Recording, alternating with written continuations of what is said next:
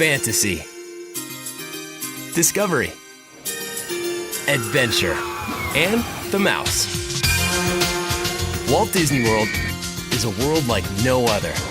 It's where people check reality at the gate and step into a land of imagination and escape to an all-embracing resort of theme parks and water parks, hotels, and nightlife. In the next hour, we peel back the curtain to see how it all works.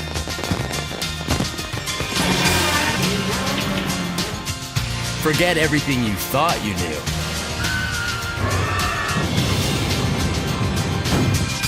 This is Walt Disney World Resort Behind the Scenes.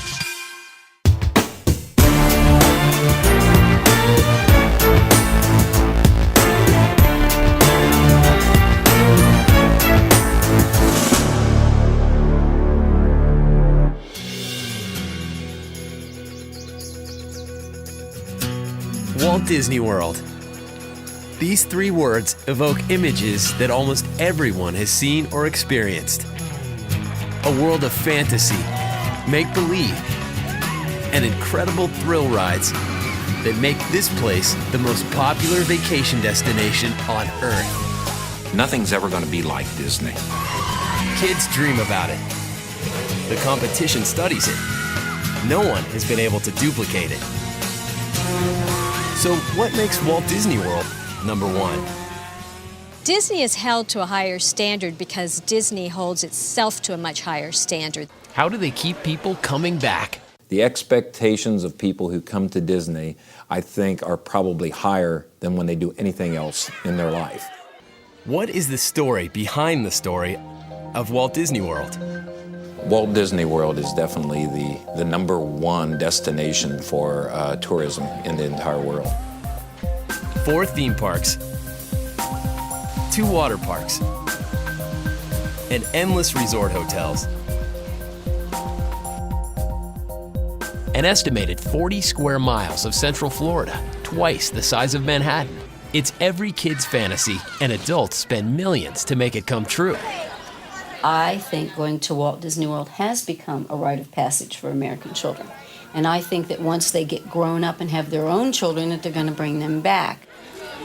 We came here just to enjoy this place as a family. There's a lot of time in our busy lives that we don't get to spend as a family. I love Disney World. It's my favorite place. We'll come back for years to come. Our dreams come true! And it's not just a place for kids. It's the greatest place on earth. Every time you come into the hotels and they say, welcome home, it really feels like you're coming home. I'm from Indiana and we come down to Walt Disney World every single year. The Magic Kingdom was awesome. It was brilliant. It was something that we'd always dreamt of as a little child. And it made me believe that my dreams could all come true. It was brilliant. We came on Dedication Day, October 25th, 1971, and we've come practically every month since that time, so that's been at least 400 times or more. How did it all begin? When Disneyland opened in 1955, there was nothing like it. It was an escape from the carnivals and sideshows of the day. Families were safe at Disneyland. Walt Disney attractions were unique among theme parks in that they were designed to tell a story. Critics predicted failure, but the public disagreed, and they came out in droves. Today, it's different. But in the 50s, the park was surrounded by tacky restaurants and cheap hotels. Harbor Boulevard had become just a neon jungle of terrible signs, and Walt hated it because it was the way people came to the entrance to Disneyland. I just got mad down at Disneyland, and I said, when we go out again, I said, we're not going to have this happen to us, where we take the blame. Disney scoured the country for a place to start over. The Disney entourage was flying over Central Florida, and Walt looked down and he saw the crisscross of I-4 and Florida's Turnpike. To prevent another neon jungle, Walt knew he needed to buy a lot of land. And if word got out, the price of that land would skyrocket. He would have to keep it secret. Special agents were hired to oversee this covert mission. They were able to stay under the radar and purchase more than 27,000 acres using false identities. They created 5 dummy corporations that bought the land so that people here in Central Florida who were watching this take place could not tell that it was the Walt Disney Company that was behind these land purchases. Disney wanted to have complete control over his land and shrewdly came up with an unusual scheme. They had this problem that Florida law said that only a popularly elected government could exercise its own planning and zoning laws. Therefore, they had to create a general purpose government with real residents, and they did. They created 2 cities, Bay Lake and Lake Buena Vista. In 1965, Disney's cover was blown and land prices jumped from $200 an acre to $1,000, virtually overnight. This is where the early planning is taking place for our so-called Disney World project. Walt never saw his dream realized. He died in December of 1966. When Walt died, and I think it really slowed us down quite a bit. The loss of Walt Disney was a serious blow to the company. Without Walt's guidance, the company decided to model their first Florida theme park, the Magic Kingdom, after Disneyland. And I think of Disneyland in California as charming, and the one in Florida is spectacular. Obviously, they had the land, and there was no Harbor Boulevard 10 feet to the side of Tomorrowland. I have a photograph of myself standing in October 1967, standing where we had cleared 100 acres for the Magic Kingdom, and we put a big yellow X where the castle was going to go. And that was all we'd done on the land. Turning Florida swampland into a Magic Kingdom was nothing short of a miracle. Thousands of construction workers labored day and night. It was one of the world's largest construction projects.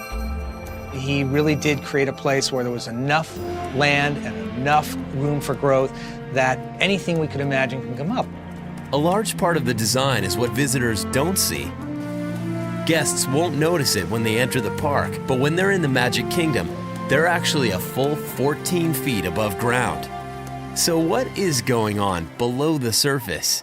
On the lower level, all the servicing is done and all the employees come to work and distribute out into the park, while the guests are on the upper level where, all the guest activities and the magic unfolds. The Magic Kingdom is the heart and soul of Walt Disney World. Modeled after 1955's original Disneyland in California, this was the very first outpost for Disney.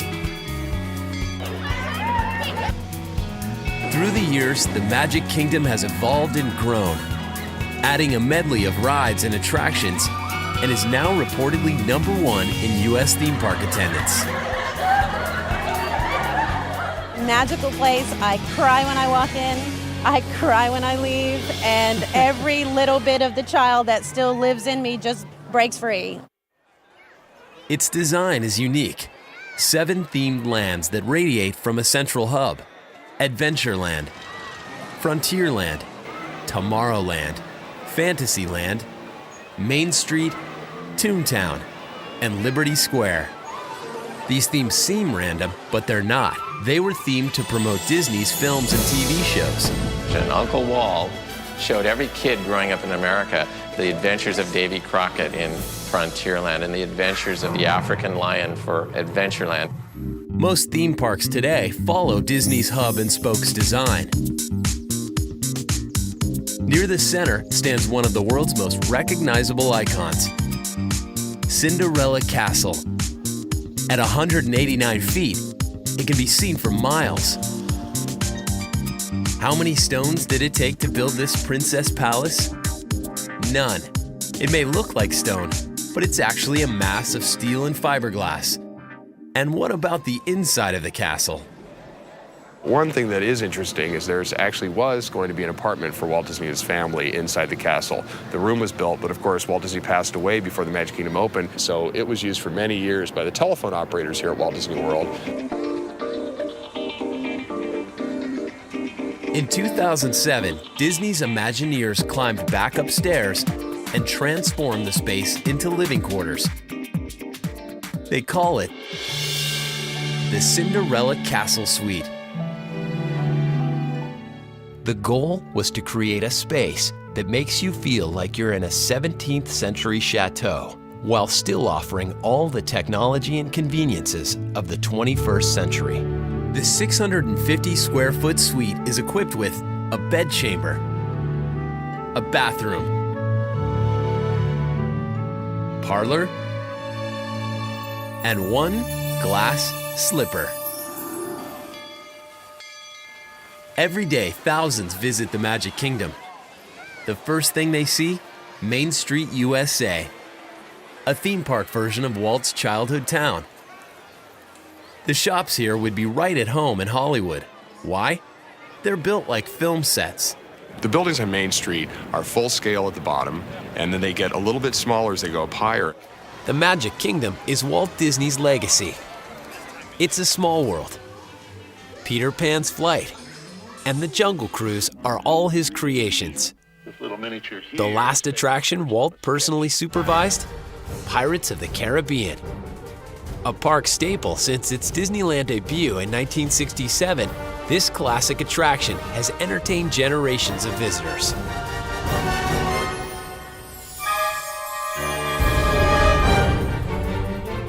Years later, the park attraction became the inspiration for the feature films with Captain Jack Sparrow and his scurvy crew. Then, the pirate films turned right around and re-inspired the park attraction. We have come full circle. Pirates of the Caribbean, the attraction, inspired the movies, which inspired the attraction. Part of which involves sneaking in some of Hollywood's most infamous buccaneers. To create the new figures, we extensively researched the scene, met with the actors, and had our sculptors, designers, and artists really study it. If you're a big Johnny Depp fan, which most people are, it won't be too hard to pick him out. Pirates of the Caribbean has inspired generations of kids to be pirates. Walt Disney World's Magic Kingdom opened in 1971, 16 years after California's Disneyland. There were no other parks like it, thanks in part to new ride technologies like the groundbreaking audio animatronics found in Pirates of the Caribbean. It's a small world. And a park favorite, the Haunted Mansion.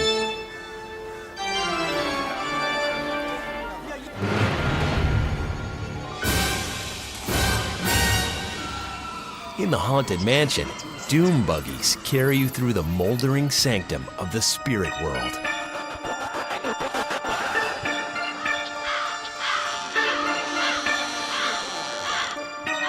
Within these walls lie some of Disney's oldest and best special effects. A disembodied head sees the future as ghosts roam creepy corridors. And then there is one of Disney's best kept secrets, the Dining Hall Phantoms. These spooks have been mystifying visitors for years. Curiously, the technology behind them is pretty simple.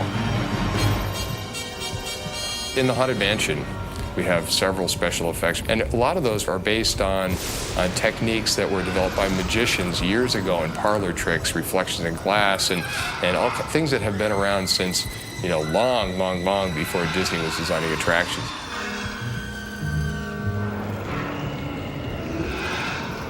The spirits in the Haunted Mansion are all controlled from a highly sensitive and restricted area. The Digital Animation Control System, or DAX. DAX is the nerve center electronically of the park. More than 1,100 audio animatronics figures and 700 soundtracks are controlled from here. This is the brainstem of the Magic Kingdom. This single cabinet handles every spook inspector in the Haunted Mansion. This contains all of the sounds throughout the attraction from end to end. This is a raven from the graveyard scene. Here are some cats from the graveyard. And of course, one that everyone will recognize, the howling dog. He's on the outside.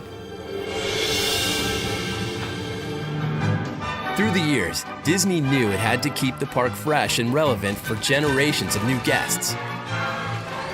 Technology has been a major force in the evolution of the parks. We have technologies that can bring the characters to life in more ways than ever before.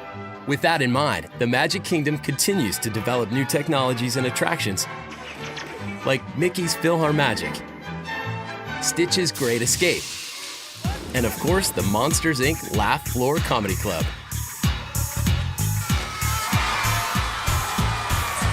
Every show is different. And that's because the monster comics that are up on stage are able to see and talk to the guests.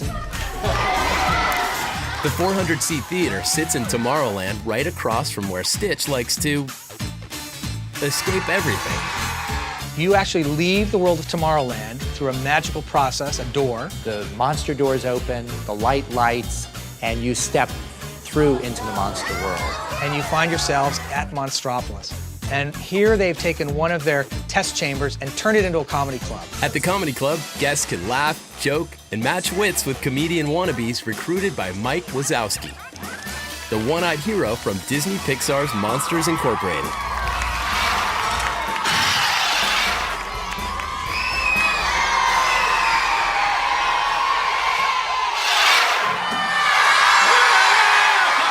Mike is our MC, Monster of Ceremonies. And he's going to introduce you to a number of wacky monsters who are doing stand-up comedy, some for the first time, and your laughter will help power their world.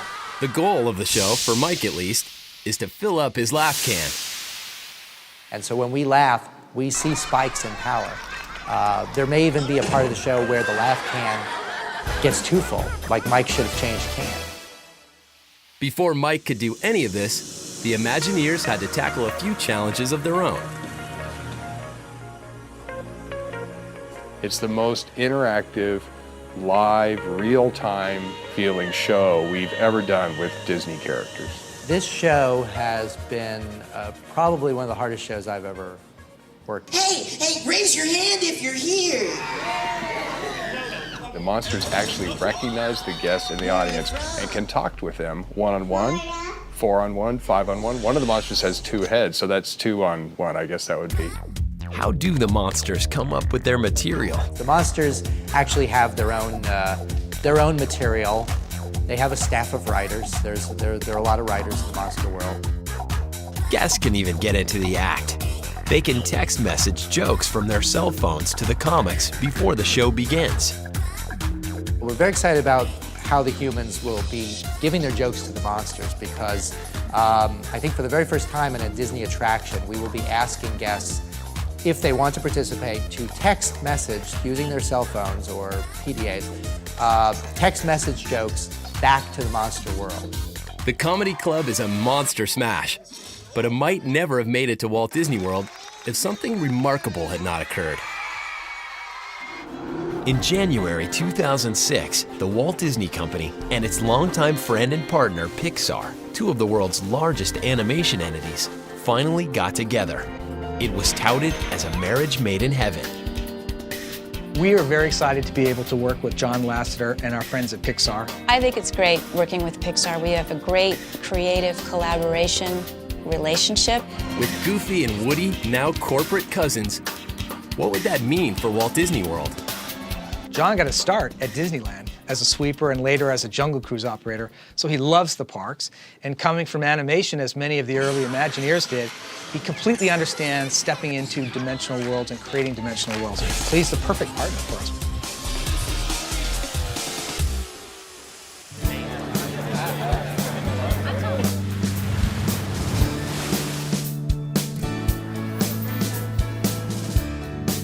During its first decade, Walt Disney World was anchored by one theme park, the Magic Kingdom. But in 1982, the doors were open to Epcot.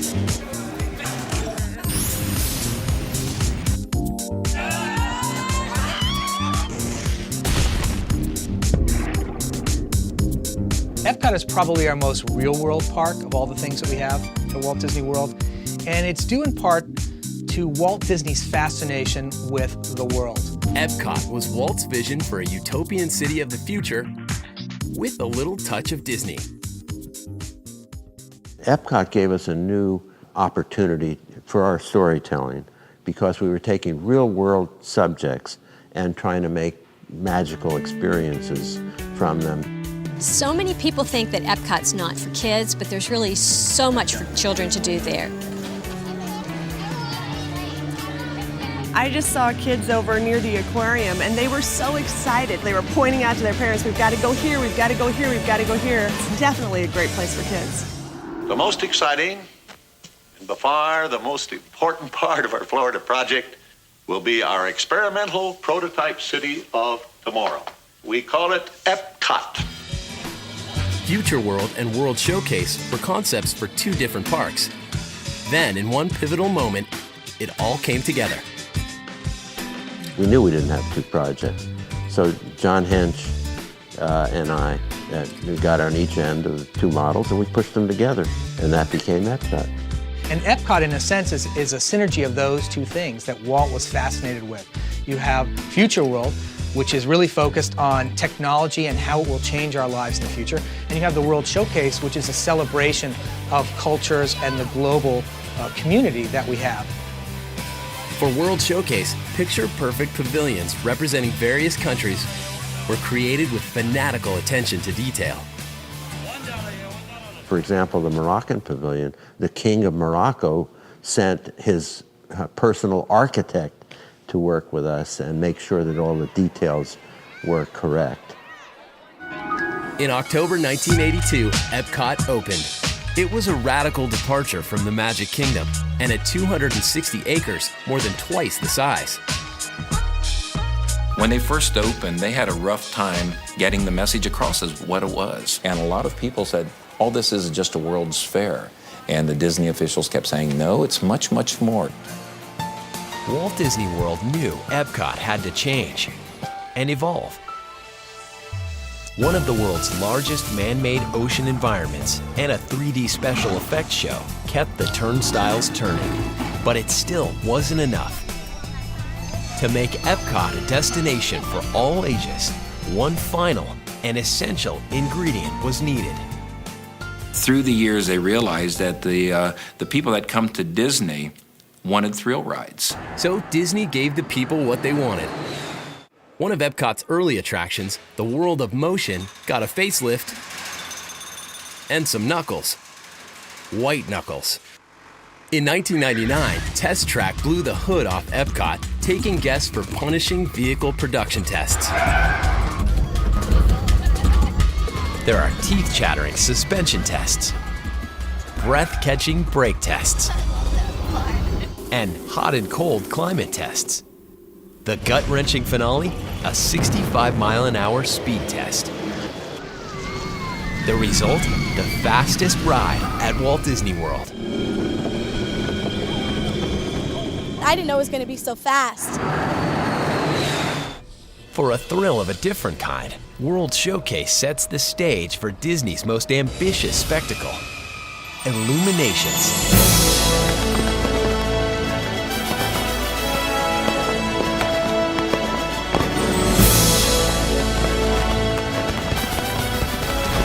I don't think there's any place else in the world where you can see something in the round for a nighttime spectacular that incorporates not only a story, but a significant amount of effects that I think are done exceptionally well. Thousands of fireworks, massive fountains, blinding flame effects, and enormous spherical television. This nighttime extravaganza packs them in for every show. It's how Epcot ends its day. With thousands of live fireworks shells, the Illumination staging area has rarely been seen. The air launch shell or ALF shell is a proprietary Disney piece of product. And what it is, instead of having a lift charge underneath the shell to lift it out of the tube, it uses 90 psi of air to push it out, and at a predetermined time on a chip that's built into the firework ignites. The reason that we use this is so that you don't see the flame coming up out of the firework. It's suddenly just there, ignited. With live fireworks wired to detonate, the barges containing the show effects are floated onto the lagoon each day. The first barge we take out is the Earth Globe. It weighs approximately 350,000 pounds, has 4 260 horsepower jet engines in it. With 15,500 miniature video screens, it's not your average television. This Titanic TV floats, spins, and explodes. The video on the Earth globe is very, very new. No one's ever wrapped a video around the world on an Earth globe and then made it turn. In the center of it all, the Inferno barge. Packed with 4,000 gallons of liquid propane, this fiery monster is primed to explode, but only on cue. Each of the nozzles that you can see behind and around me are different types of effects. They might have a mushroom cloud come out, or the nozzles right behind me are a straight impinging jet.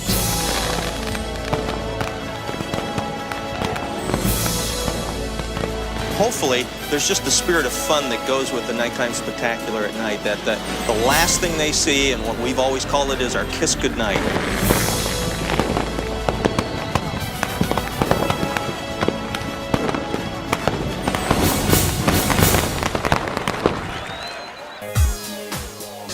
In 2003, Mission Space took off and virtually redefined the category of thrill ride. You can be a pilot, you can be a commander, you can be a navigator, you can be an engineer. A booming rocket launch to Mars, Mission Space feels astonishingly realistic. It's when those rockets ignite and you start to lift off of the Earth's surface. Your body feels pushed back into the seat. The entire capsule is shaking and rumbling, and you start to see those clouds go by as you race off into space. Some say Mission Space is the most thrilling ride they've ever experienced. But for others, it may be a little too thrilling. So the park decided to offer two versions of the mission, the original ride and an option for those who prefer a tamer experience. This marks the first time Disney has ever offered two variations of the same ride. By offering a second version of Mission Space, we hope to broaden the attraction's appeal and offer a chance for even more guests to experience it.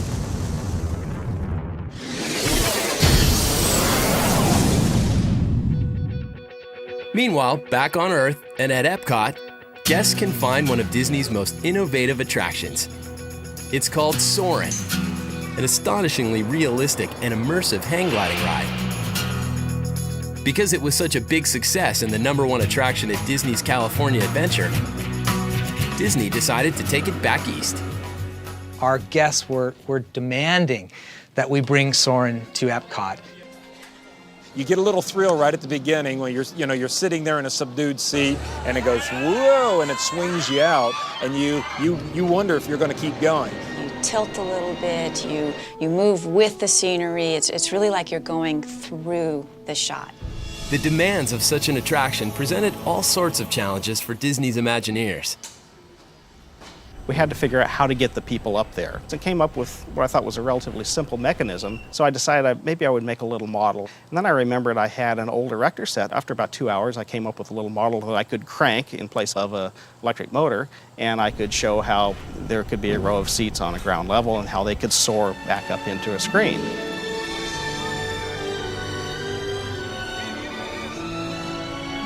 Out of the skies and into the seas.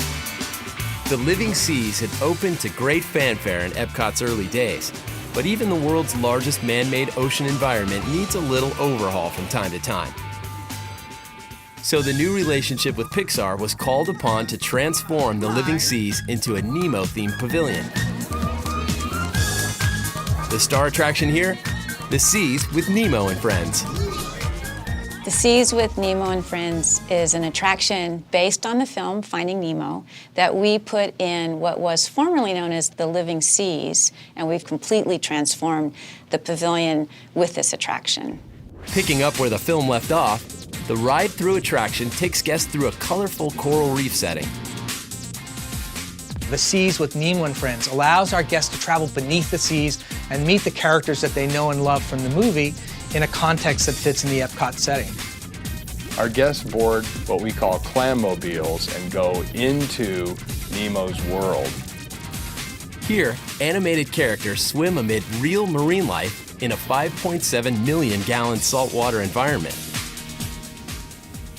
It was extremely challenging to do that. It took us about 2 years of mocking it up and getting this effect just right, and then working with the animators up at Pixar to produce the animation in such a way that it felt natural in this environment. So it was quite a process.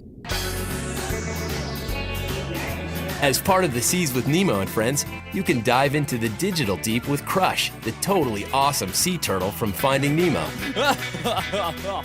Oh, check out that most excellent double spinner, dudes. That was awesome.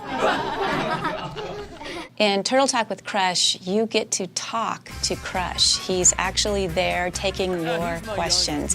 He'll interact with the kids on the floor. And their reaction is as if they had seen Santa Claus and talked with him for the first time. It's just tremendous. That's right, bro. This digital dude talks, jokes, and even recognizes the guests hanging out with him. Grab some show and dive into a righteous, unrehearsed chat with the Crush Man. Look at all the humans in the human tank.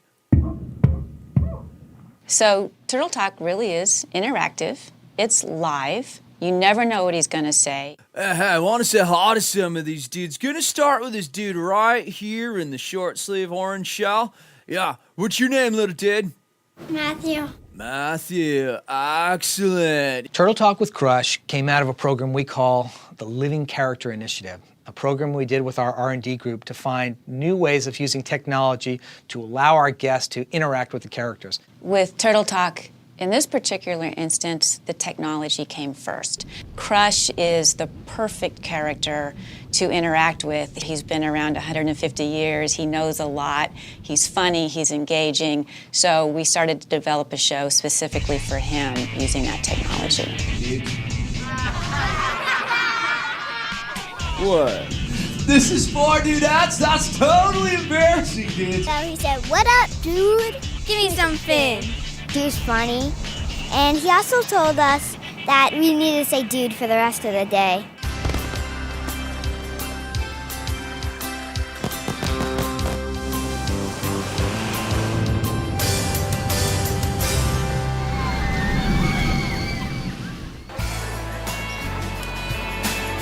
Walt Disney World, once just a magic kingdom, it made Epcot a household word. With the 90s looming, Disney executives knew it was time to take a step back and rethink Walt Disney World again.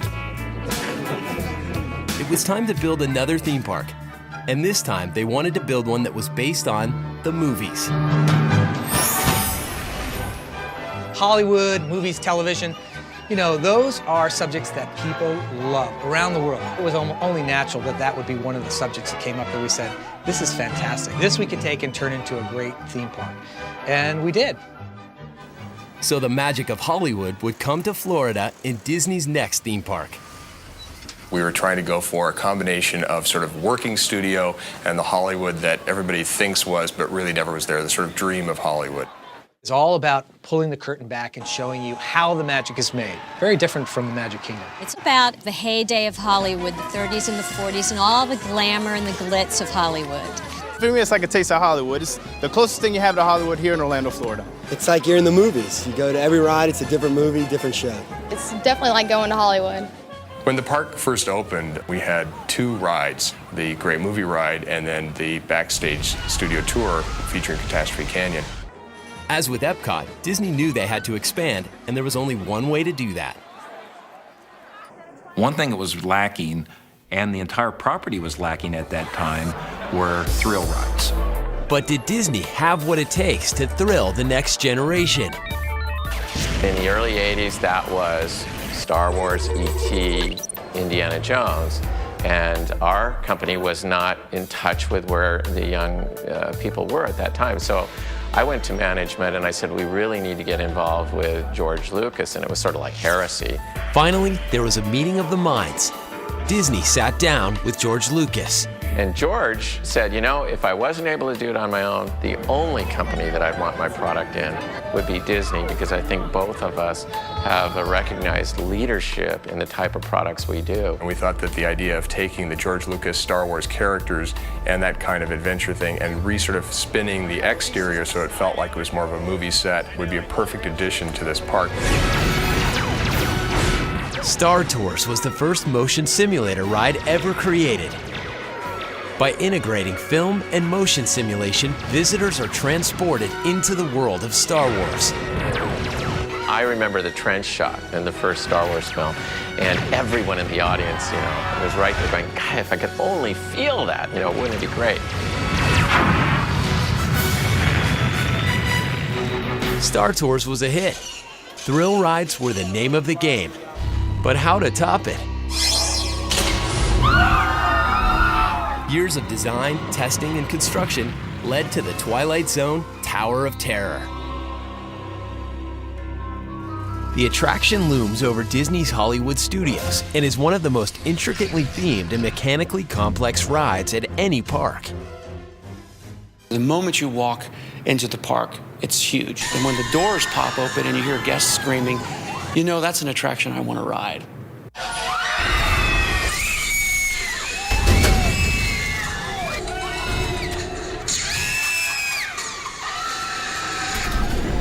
The insidious elevator can blow your socks off.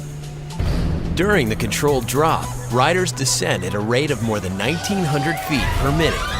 And it doesn't stop there. The elevator drops guests again and again. Every ride experience is different and unpredictable. The elevator's computer program ensures variety.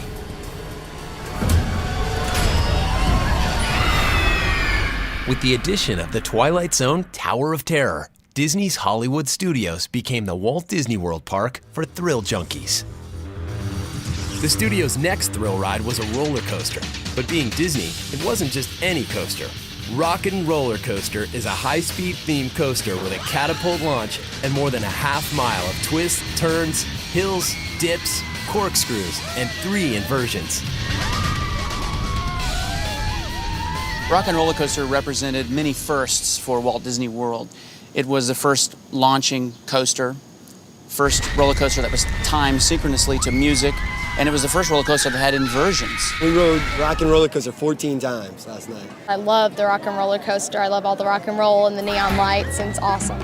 Now the studios had a Rockin' Roller Coaster and a Tower of Terror, but like Epcot, the studios needed a symbol, an icon that would help identify the park. On September 28, 2001, Disney unveiled a 122-foot-tall sorcerer's hat, celebrating the wizardry of Disney magic and entertainment. Hat size, 605 7/8. In 2005, Disney's Hollywood Studios decided to take the backlot tour and kick it up a notch, with a more dynamic look at the making of movies, in this case, action movies.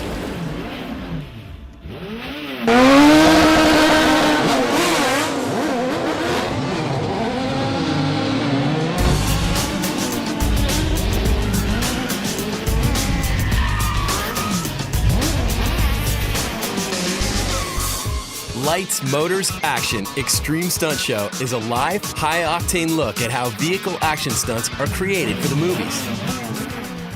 Lights, Motors, Action Extreme Stunt Show is a perfect example of how we can show our guests how the magic that they see in the movies happens. Drivers blast through all kinds of full-throttle stunts with specially designed vehicles and carefully timed pyrotechnics. A lot of guys think it's all about muscle and speed and screwing the tires, but there actually is a huge part of finesse involved in the show. This is the real deal. We are stunt drivers in the film industry, and the audience gets a chance to see how an action film is made.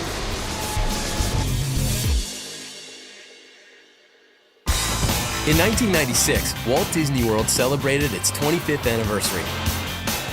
Orlando was now the theme park capital of the world, and competitors had moved in down the block, beginning to chip away at Disney's success.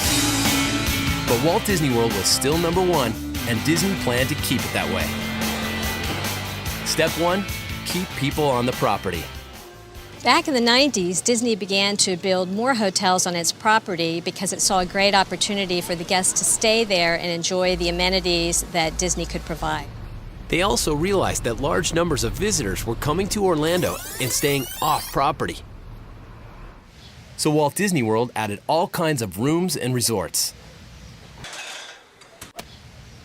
Now more and more parks are starting to try to do the same thing. They are learning from Disney that building hotels and building retail helps keep people on your property. Many new attractions were also added to entice people to spend even more time at Walt Disney World. For part 2 of the plan, Disney had something else up its sleeve. They wanted to do something with animals, and in a big way. The idea would take them into uncharted territory. Building Animal Kingdom was a new challenge for the Walt Disney Company because they'd never done it. At 500 acres, Disney's Animal Kingdom is enormous. The Magic Kingdom, Epcot, and Disney's Hollywood Studios combined fit comfortably inside this 4th theme park of Walt Disney World. I think that probably the greatest challenge in creating Disney's Animal Kingdom is that for the first time we were creating a show that was alive. And so what they were faced with is animals that eat 24 hours a day. They roam 24 hours a day. So it wasn't something that they could leave the back gate and flip off the light and then come in the next morning and turn the roller coaster on. Asia, Africa, Discovery Island, Rafiki's Planet Watch, the Oasis, Dino Land USA, and Camp Mini Mickey. These are the lands that make up Disney's Animal Kingdom. Africa is where guests will find one of Animal Kingdom's star attractions. It's one of the largest and most ambitious rides ever created by Disney's Imagineers. Kilimanjaro Safari. It might just be the next best thing to a real African safari. The architects and designers went to great lengths to try and replicate the African habitat here on the savannas. Flooded roads, collapsing bridges, and more than 250 different animal species. At 110 acres, this single attraction is bigger than the entire Magic Kingdom and the largest Disney has ever built. Largest, yes, but not the tallest or most mystifying.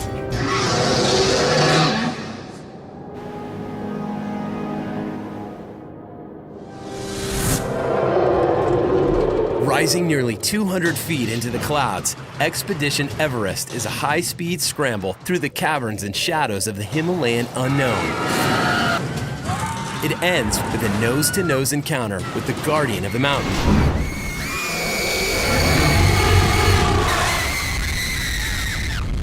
The Imagineers really did their homework on this one, traveling as far as the Himalayas to make sure everything was right.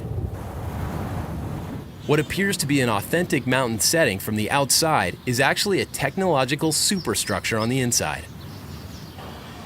The process of designing the ride was really quite detailed. There's over a mile of ride in this attraction. So in order to incorporate all of that terrain following element with the facility that we had to build around it was really very complex and required a lot of engineering.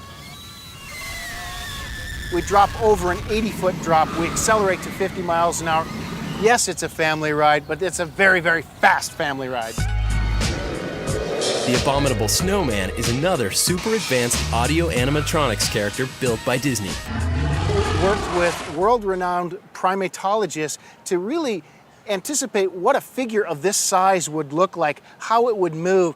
And I think anyone who's been on it will tell you that is the most amazing audio animatronic character we've ever created. Scared of the roller coasters. Yeah, but I saw the Yeti at the end. Just for a brief moment, you think, my God, that thing's real. I think I maybe believe in Yeti.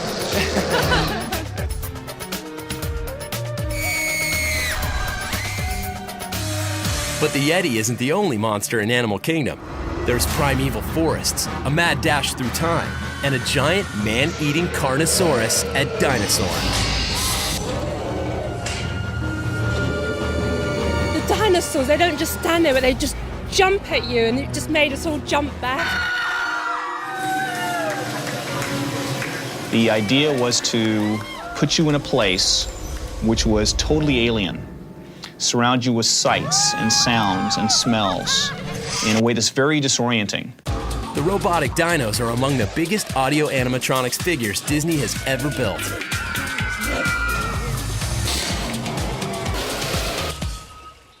Walt Disney World attracts a reported 40 million visitors a year. In fact, the Walt Disney Company holds the top 5 spots for theme park attendance. Walt Disney World, beyond a doubt, is the most attended amusement resort in the entire world. Disney strives for excellence, and many say their employees are no exception. And you're going to take a right, and then it's going to be right. We do our best to find individuals that really want to create happiness for our guests. But I'll tell you, they're a pretty self-motivated group of people. Every time you ask for anything, they always have a smile and always prepared to help you with anything at all. The thing that Walt Disney World does better than anyone else is service. Disney calls their employees cast members, and over the years, their ranks have grown. We have more than 59,000 cast members here on property and more than 3,000 job classifications. We happen to be the largest single-site employer in the United States. The expectations of people who come to Disney, I think, are probably higher than when they do anything else in their life. In the battle for theme park visitors, Disney can't afford to get lazy. They relentlessly refurbish and update their resorts. The Disney Company will continue to expand because they need to expand to keep tourists coming back. We have land set aside for more hotels, even for more theme parks. We can continue to develop for the next many decades. The things that we're working on today, you may not see for 2, 3, 4, 5, 10 years into the future. New experiences, immersive experiences, interactive experiences. The sky's the limit. While Disney won't release specifics about future plans for Walt Disney World, one thing is certain. They will rely on that element that no other theme park can duplicate: the philosophy and tradition of Walt Disney. This place is not a normal theme park. It's a world. It captures magic and brings it to life here, and nothing else can do that. I don't think Walt Disney World will ever be complete. There is enough land there for us to dream up new ideas and keep evolving the park for generations to come.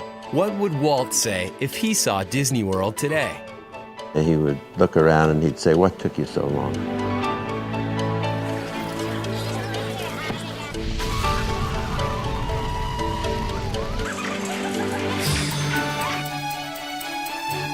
Most excellent.